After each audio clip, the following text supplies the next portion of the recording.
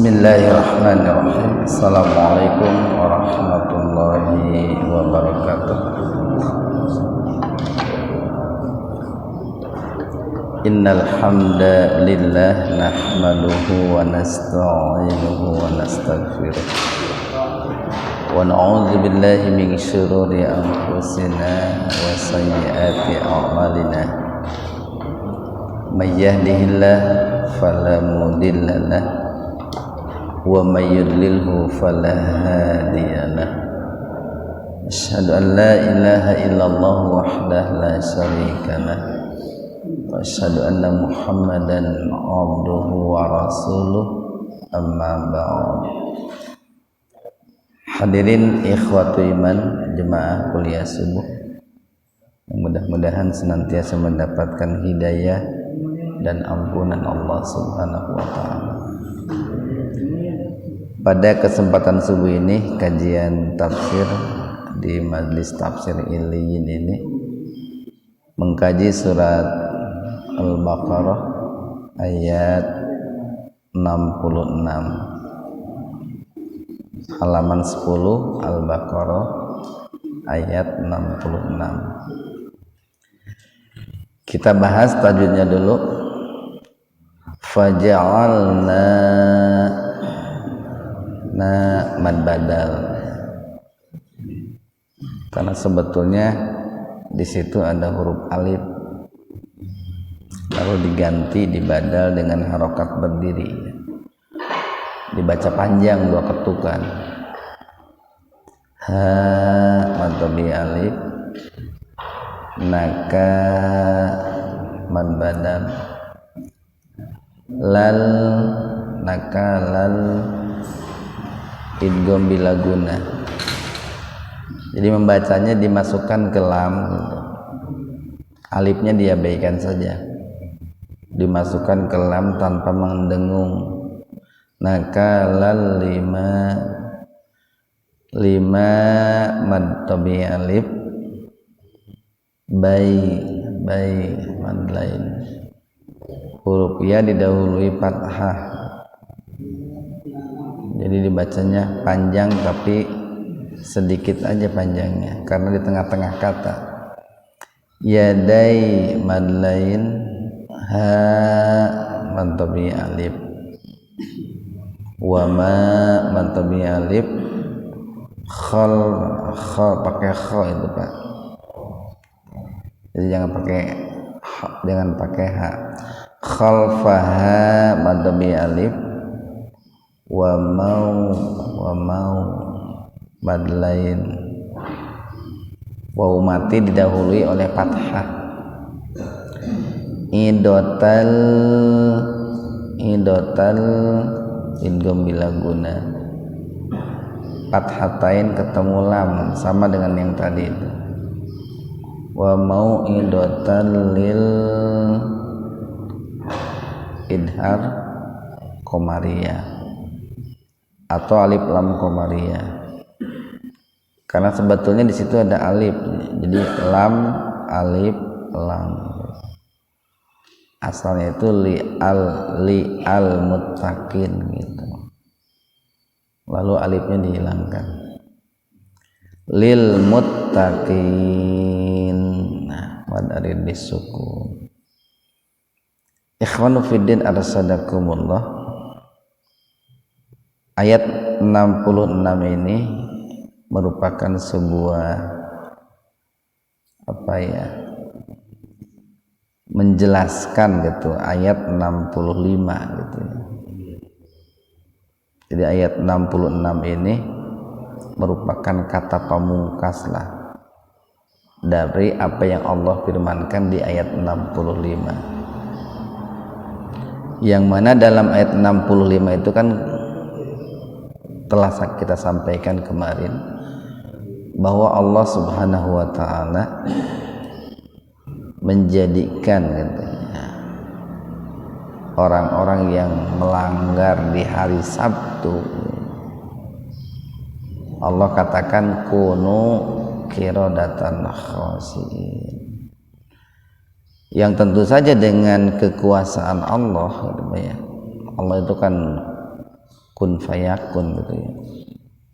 Jadi ketika Allah katakan kepada mereka kunu qiradatan khasiin, jadilah kalian itu sebagai kera-kera yang hina gitu. Jadilah kalian itu sebagai kera-kera yang dihinakan. Nah yang tentu saja Pak, bagi orang-orang yang tidak mengimani Al-Quran, mereka tidak akan percaya begitu saja ketika ashabus sabat itu oleh Allah dirubah menjadi kera. Tidak akan percaya bahwa itu sebagai sebuah hukuman. Tidak akan percaya kalau itu sebagai sebuah azab dari Allah. Kalau hari ini barangkali orang-orang seperti itu akan mengatakan, wah itu sebagai gejala alam saja gitu.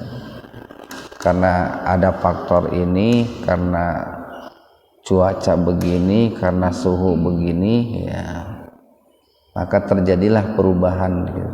Paling akan mengatakan demikian gitu. Dan itu kan sering terjadi perkataan-perkataan seperti itu. Jadi ketika ada katakanlah suatu daerah yang kemudian di daerah itu banyak kemaksiatan, lalu Allah timpakan hukuman gitu ya, timpakan azab, seringkali orang itu hanya gitu ya, hanya mengaitkannya dengan fenomena alam gitu, atau seringkali mengaitkannya dengan kesalahan-kesalahan yang sifatnya kauniyah gitu. Kesalahan yang sifatnya kauniyah itu kesalahan-kesalahan yang sifatnya lahiriah, tidak dikaitkan dengan kesalahan-kesalahan yang sifatnya batiniah atau yang sifatnya syar'iyah. Itu seringkali orang itu hari ini seperti itu, padahal mestinya dua-duanya gitu ya, dua-duanya. Jadi kalau ada sebuah hukuman yang Allah timpakan itu penyebabnya adalah dua. Satu, kesalahan yang sifatnya lahiriah, duniawiyah. Yang kedua, karena kesalahan yang sifatnya syar'iyah, ukhrawiyah. Mestinya begitu.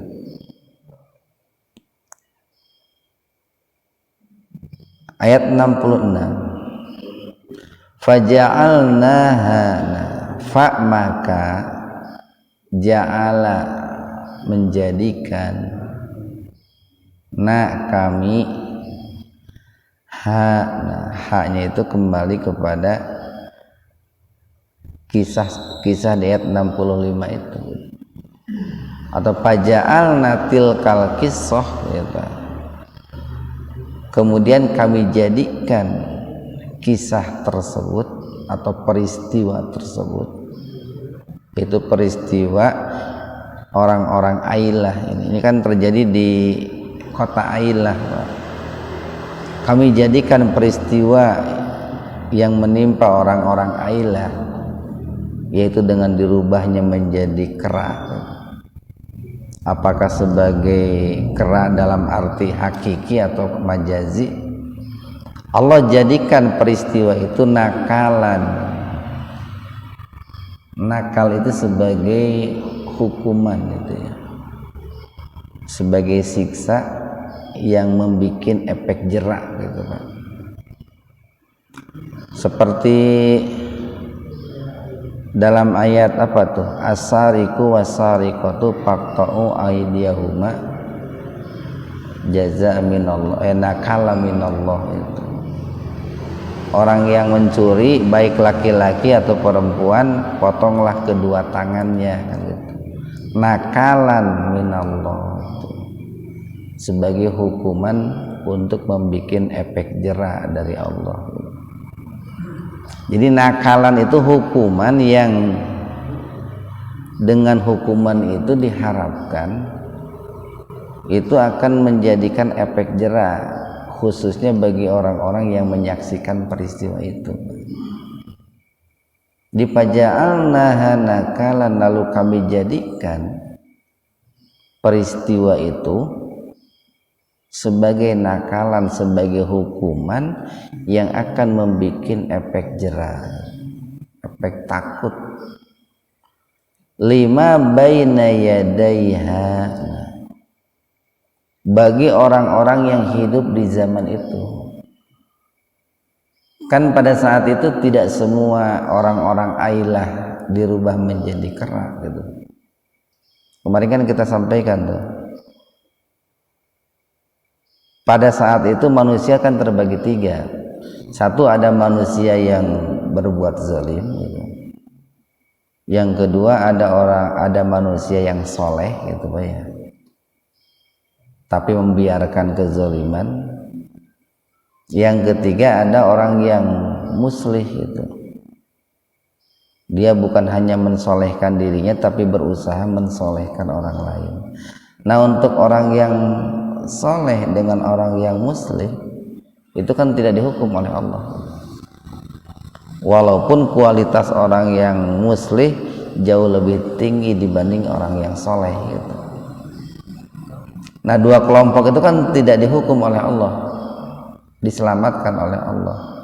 Nah, itu sebagai efek jerak gitu ya, atau sebagai peringatan yang membuat efek jerak bagi orang-orang yang pada saat itu tidak melakukan pelanggaran. Wama khalfaha, dan bagi orang-orang yang di belakangnya, dan bagi orang-orang yang hidup pada generasi berikutnya, entah itu orang Yahudi, entah itu orang Nasrani.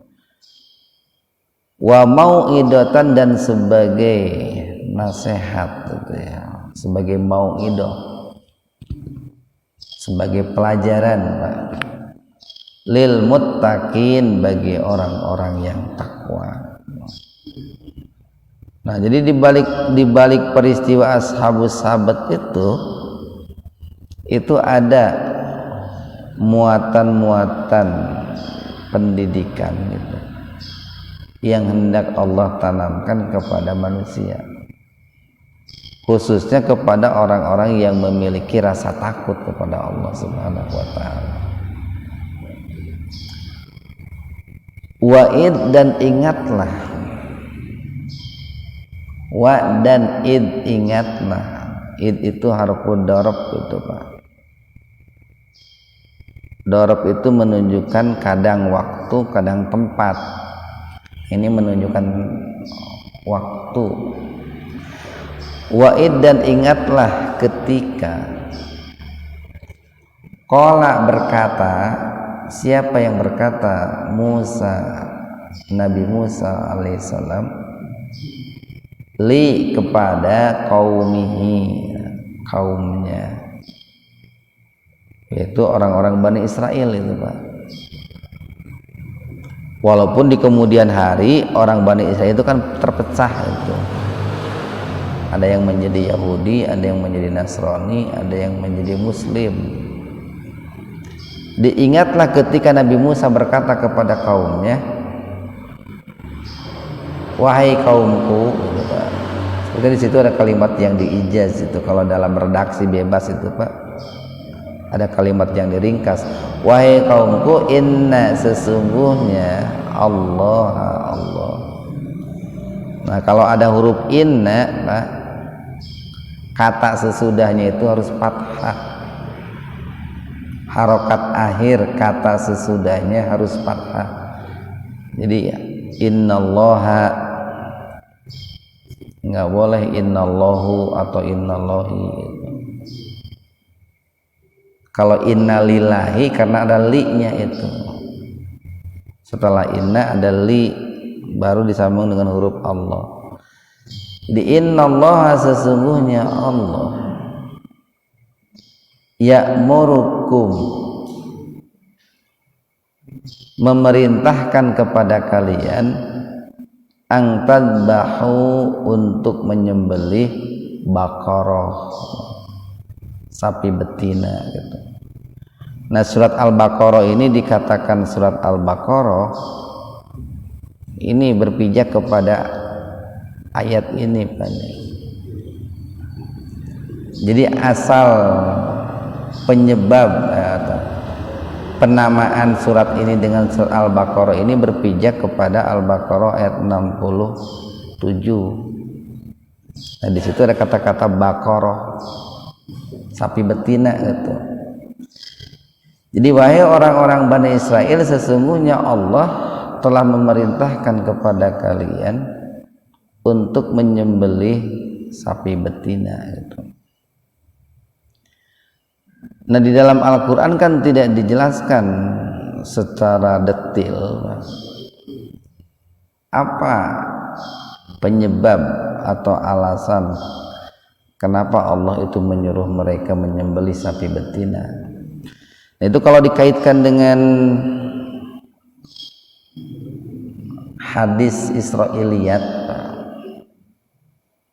Hadis Israiliyat itu hadis yang berasal dari orang-orang Bani Israel yang masuk Islam. Kalau tidak bertentangan dengan Al-Quran, itu boleh diterima gitu. Orang-orang Bani Israel yang masuk Islam itu kan banyak menceritakan tentang apa yang ada di dalam kitab Taurat kepada kita. Jadi wajar saja gitu Pak ya, orang sekian tahun gitu hidup di lingkungan Yahudi, Nasrani, lalu masuk Islam. Nah, kebiasaan-kebiasaan ketika Yahudi dan Nasrani itu terbawa-bawa sekalipun dia sudah masuk Islam. Nah, maka perkataan orang-orang seperti itu disebutnya hadis Israiliyat itu. Hadis yang berasal dari orang-orang Israel gitu Pak, yang kemudian di zaman Nabi Muhammad masuk Islam. Kayak hari ini lah Pak, orang kan banyak yang tadinya barangkali percaya kepada animisme, dinamisme gitu, resep kadukun gitunya, rajin malam minggu kadukun gitu, terus tobat asup Islam gitu. Begitu dia masuk Islam, itu tidak menutup kemungkinan ada cerita-cerita masa lalunya gitu, yang sering terbawa-bawa ketika ngobrol gitu Pak, ketika ngobrol. Nah, kalau benar ya nggak apa-apa kan diterima, tapi kalau salah kan ditolak. Nah, begitu pula sikap kita terhadap hadis Israiliyat pun kata Nabi begitu. Jadi kalau sesuai dengan Al-Quran atau tidak bertentangan dengan Al-Quran, terima. Tapi kalau bertentangan dengan Al-Quran, ditolak. Nah, terkait dengan ayat 67 ini, kenapa Allah itu menyuruh mereka menyembelih Baqarah, sapi betina?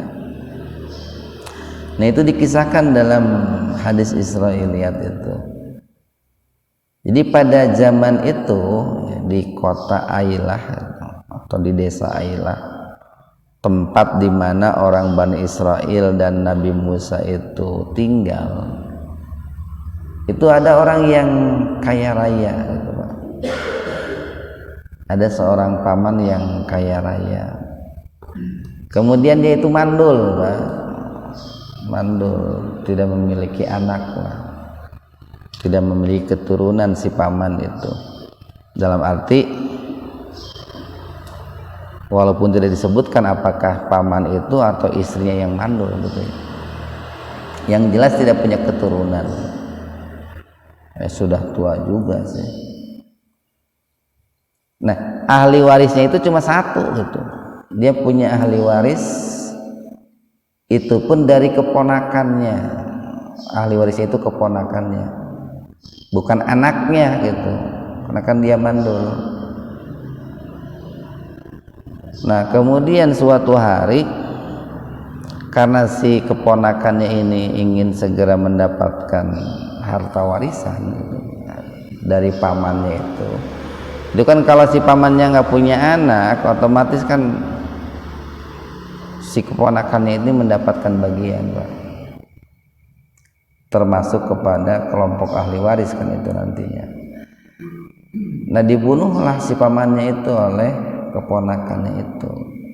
Nah, kemudian setelah dibunuh, jenazahnya itu atau mayatnya itu disimpan di salah satu depan pintu rumah orang lain lah, rumah warga, dengan tujuan biar nanti orang yang pemilik rumah itu, pemilik rumah yang disimpan jenazah pamannya itu dituduh sebagai pelaku pembunuhannya itu.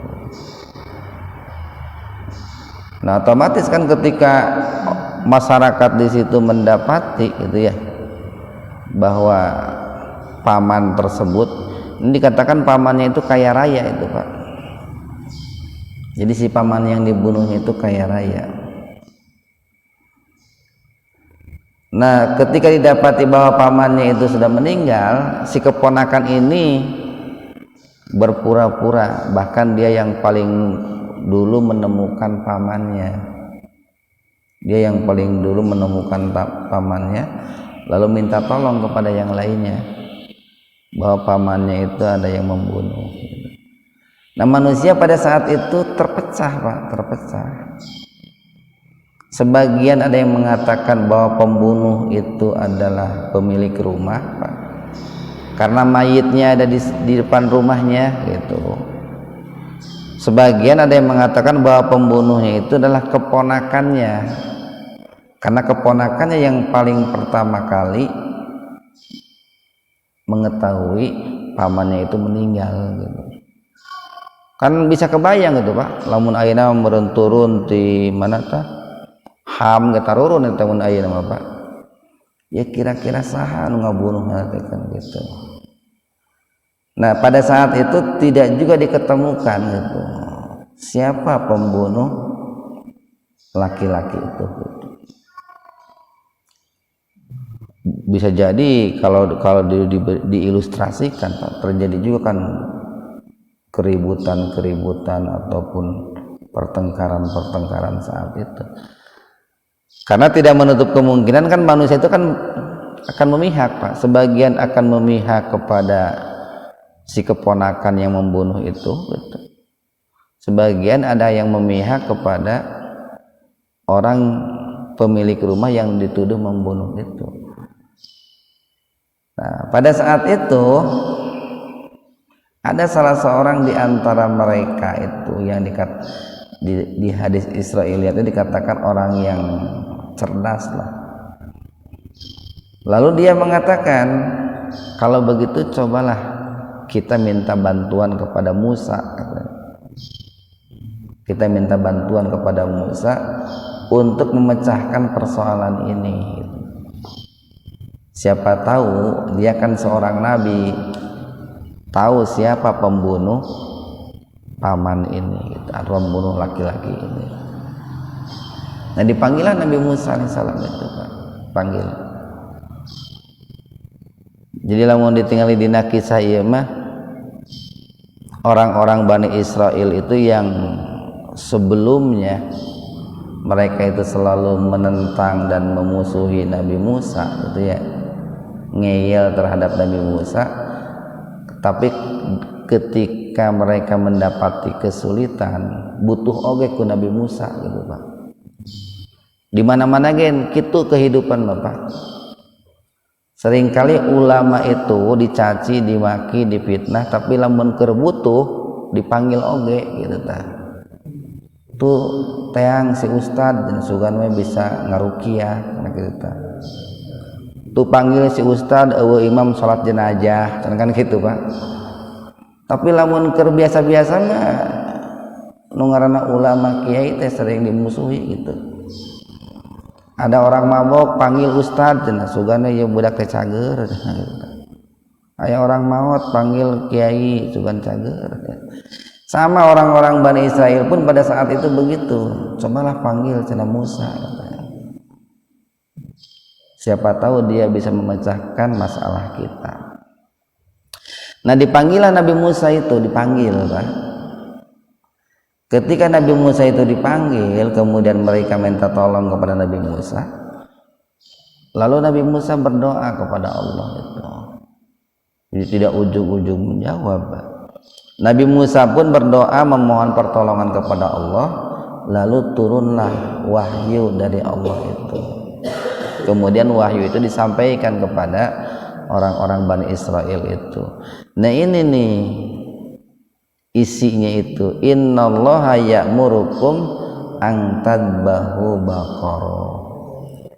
Wahai orang Bani Israel, sesungguhnya Allah itu memerintahkan kepada kalian kalau ingin mengetahui siapa pembunuh laki-laki ini, sembelihlah seekor sapi betina gitu.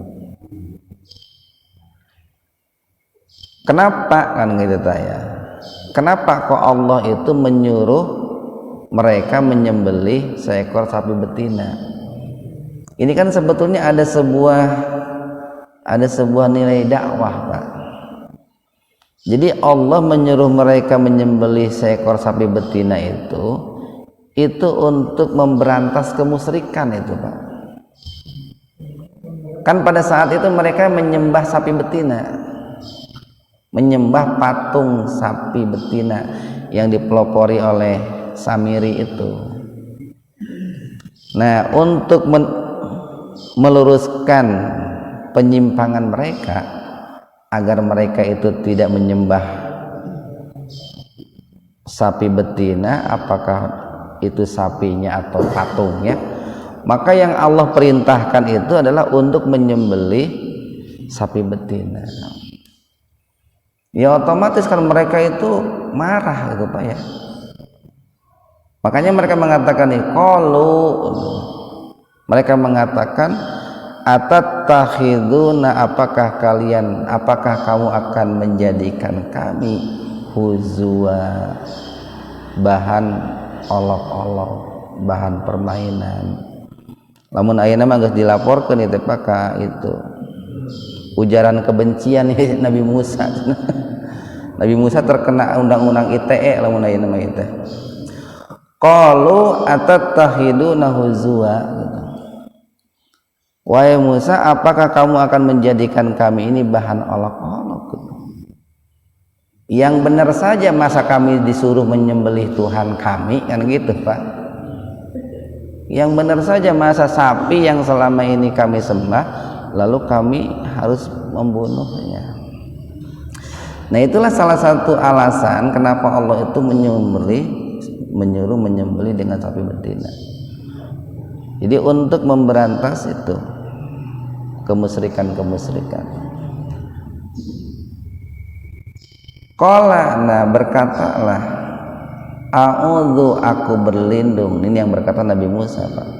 Jadi ketika Nabi Musa dituduh mempermainkan mereka, qala a'udzu billahi, aku berlindung kepada Allah, an akuna, untuk menjadi minal jahilin, bagian dari orang-orang yang bodoh gitu Pak. Itu kalau dilanjutkan kisahnya itu kan setelah sapi betina itu disembelih gitu Pak ya. Itu kalau dikaitkan dengan surat Al-A'raf itu Pak nanti bisa ketemu tuh. Jadi setelah sapi betina itu disembelih, kemudian Allah itu perintahkan melalui lisan Nabi Musa itu supaya memotong salah satu bagian anggota tubuh sapi betina itu. Dipotonglah ekornya itu Pak, dipotong ekor sapi betina itu dipotong. Lalu Allah perintahkan untuk memukul orang yang mati itu dengan ekor sapi betina itu. Dipukullah mayit itu gitu Pak, dengan ekor sapi betina. Nah, setelah dipukul kan orang yang mati itu hidup kembali gitu. Jadi setelah dipukul hidup kembali, lalu berkata, yang membunuh saya itu keponakan saya gitu. Setelah itu dia meninggal lagi gitu Pak. Jadi setelah mengatakan bahwa yang membunuh saya itu adalah keponakan saya, dia meninggal lagi gitu. Nah, itu dijadikan sebagai sebuah sebuah landasan itu Pak ya. Bahwa yang namanya pembunuhan itu Pak ya, itu merupakan sebuah dosa yang sangat besar. Sampai-sampai Allah pun menghidupkan kembali orang pada saat itu untuk mengungkap siapa pelakunya. Yang kedua gitu Pak, yang namanya pembunuhan itu ya, tanpa alasan yang benar tentunya, itu disembunyikan serapat apapun itu Pak, itu akan terbongkar itu Pak. Yang namanya dosa pembunuhan itu disembunyikan serapat apapun akan terbongkar. Seperti terbongkarnya siapa pelaku pembunuh di zaman Nabi Musa itu oleh para ulama, kisah itu dijadikan sebuah landasan itu. Ayat 68. Qalu, mereka menjawab atau berkata, orang-orang Bani Israel berkata, ud'u'na, berdoalah. Nah, siapa yang disuruh berdoa? Nabi Musa. Jadi orang Bani Israel menyuruh Nabi Musa untuk berdoa. Ud'u, berdoalah kamu, lana, untuk kami, Rabbaka, kepada Tuhanmu. Nah itu Pak. Jadi mereka nggak mau mengatakan Robbana gitu, tapi Rabbaka. Wahai Musa, kamu berdoa kepada Tuhanmu. Mestinya kan kepada Tuhan kita gitu Pak. Itu mestinya Pak, dengan adanya peristiwa itu mestinya ya, itu kan peristiwa yang sangat besar itu, dengan dihidupkannya orang yang mati setelah dipukul dengan ekor sapi betina itu kan sebuah peristiwa besar. Mestinya mereka itu Pak masuk beriman semuanya mestinya itu, tapi kan tidak. Itu orang-orang Bani Israel tidak lantas beriman kepada Allah melalui seruan Nabi Musa. Makanya kelihatan nih di ayat 68 itu, wahai Musa, berdoalah kamu kepada Tuhan kamu, Rabbaka itu. Yubayyin, untuk menjelaskan, lana, kepada kami, mahi. Hiyanya itu kembali kepada Al-Baqarah, mal Baqarah itu. Untuk menjelaskan kepada kami mengenai hakikat sapi betina itu.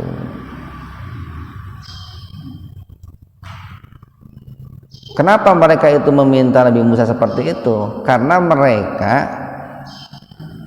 hati kecilnya itu tidak menerima gitu, kalau disuruh untuk menyembelih sapi betina.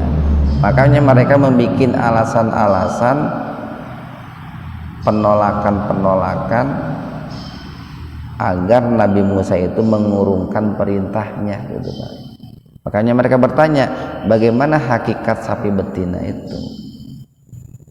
Qala, Nabi Musa menjawab, innahu, sesungguhnya Allah Subhanahu wa ta'ala. Jadi qala innallaha, maksudnya begitu Pak. Innahu, sesungguhnya Allah, yaqulu, berkata, innaha baqaratun, sesungguhnya sapi itu adalah sapi betina, la faridun. Farid itu ini kebalikan dari bikr ya, tua Pak. La faridun, tidak tua, wala bikrun, dan juga tidak muda. Kermejehna urang Pak lah. La faridu wala bikr, tidak tua dan tidak muda. Awanun, tengah-tengah, baina dzalik, antara tua dan muda gitu. Tengah-tengah, koloting teu gitu, ngorak ting teu. Nah, ketika dijelaskan seperti itu, mereka tidak segera untuk melaksanakan perintah itu. Makanya Nabi Musa mengatakan, fa'alu, kerjakanlah, lakukanlah matu marun, apa yang diperintahkan oleh Allah kepada kalian. Ayat 69, qalu, mereka berkata lagi, ud'u, berdoalah, lana, untuk kami, robbaka, kepada Tuhanmu, yubayyin, supaya dia menjelaskan, lana, kepada kami, ma, apa, launuha, warnanya gitu. Coba Musa, kamu berdoa kepada Tuhanmu gitu, sapinya itu warna apa, kan gitu Pak. Itu kan perkataan-perkataan seperti itu adalah perkataan-perkataan atau alasan-alasan yang dibuat-buat itu Pak. Gening lamun budak, palamun budaknya titah mandi gitu, haik mungeun mandi, sok loba wae geuning Pak, alasanana teh hayang dahar heula gitu, geus dahar teh hayang meuli naon heula gitu, geus meuli naon teh hayang sare heula gitu, kitu wae gitu Pak. Mun budak kan gitu. Sebenarnya mah itu teh alasan-alasan yang dibikin teh karena dia nggak mau mandi gitu Pak. Nah, sama orang-orang Bani Israel pun membuat pertanyaan-pertanyaan yang menunjukkan bahwa mereka itu ngeyel lah, tidak mau melaksanakan perintah Allah itu. Jadi, berdoalah kamu wahai Musa kepada Tuhanmu supaya menjelaskan kepada kami malaunuha, warnanya itu seperti apa. Qala, Nabi Musa berkata, tentu kan Nabi Musa itu berdoa dulu kepada Allah Pak. Innahu, sesungguhnya Allah, yaqulu, berkata, innaha baqaratun, sesungguhnya sapi itu adalah sapi yang safra'u, kuning, sapi yang berwarna kuning, faqi'un launuha, faqi itu ini kuning gelap lah, kuning tua. Jadi warnanya itu kuning tua gitu. Ini kan termasuk jenis sapi yang mahal itu Pak, kalau warna kuning tua itu. Tasurun nadirin, tasurun yang akan membikin senang gitu Pak ya, an-nadirin, orang-orang yang melihatnya itu. Jadi sapi yang warnanya itu kuning tua, yang indah ketika dilihat orang-orang yang melihatnya itu. Ayat 70 ini tanggung ini.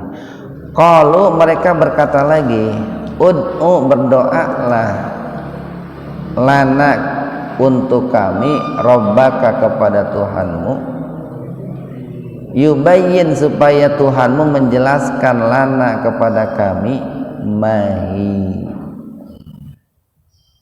tentang hakikat sapi betina itu. Nah, ini kan nanya deh Pak. Kemudian Nabi Musa menjawab, innal baqara, kata mereka itu, innal baqara, sesungguhnya sapi itu, tasabaha, samar, alaina, bagi kami. Nah, di dia mah rada ngarayuna, rada naik lagi ya. Wahai Musa, cobalah kamu berdoa kepada Allah, kepada Tuhanmu, supaya Tuhanmu menjelaskan kepada kami tentang hakikat sapi itu. Karena sapi itu bagi kami samar gitu. Wa inna, dan sesungguhnya kami, insya Allah, lamuhtadun, insya Allah akan mendapatkan petunjuk.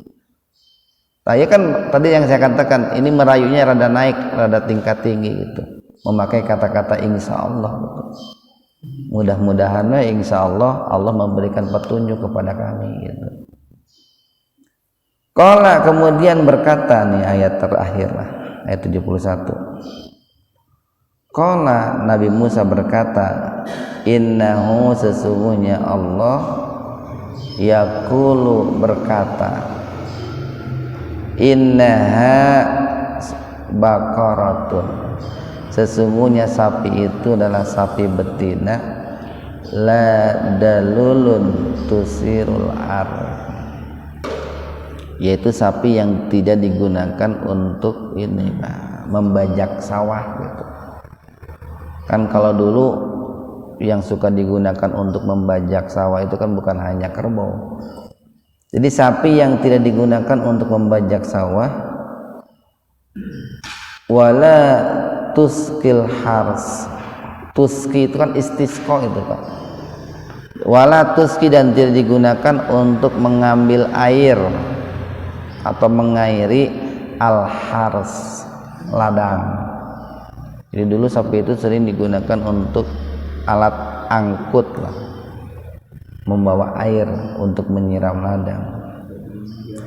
Musallamatun, yang selamat tanpa cacat gitu, la siyata fiha gitu. Musallamatul la siyata fiha. Qalu mereka berkata, al-an sekarang, jita kamu datang, bil haqqi dengan benar gitu. Nah, jadi untuk mempercayai dan melaksanakan perintah Allah yang disampaikan oleh lisan Nabi Musa alaihissalam itu, mereka berbelit-belit banyak pertanyaan-pertanyaan yang mereka ajukan itu untuk melaksanakan angtan bahu baqarah itu. Walaupun di sini tidak digambarkan berapa bulan itu lamanya itu Pak. Karena kan kalau dikaitkan dengan kisahnya itu, mereka mencari sapi seperti itu dengan kriteria seperti itu susah sekali. Beberapa peternak mereka jumpai, tapi sapi yang sesuai dengan kriteria itu sulit untuk didapat. Bahkan ketika sapi itu sudah didapatkan, harganya pun mahal sekali itu Pak, mahal sekali. Nah, di sini dijadikan sebagai sebuah landasan oleh para ulama bahwa ketika kita menjalankan perintah Allah itu jangan mempersulit diri itu. Jangan mempersulit diri. Atau jangan melakukan penolakan, karena penolakan terhadap perintah Allah itu pada akhirnya akan menyulitkan diri kita Pak, akan menyulitkan diri kita. Berbeda dengan orang ketika diperintahkan oleh Allah lalu dia itu sami'na wa ata'na, itu akan mempermudah dirinya.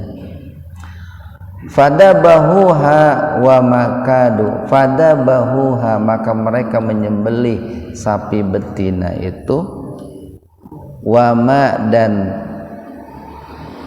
wamakadu dan hampir saja,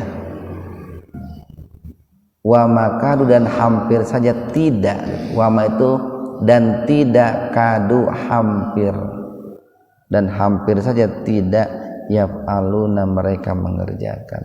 Jadi hampir-hampir Pak, orang-orang Bani Israel ya, di kota Ailah itu ketika diperintahkan untuk menyembelih sapi betina itu, mereka tidak mau mengerjakan perintah itu.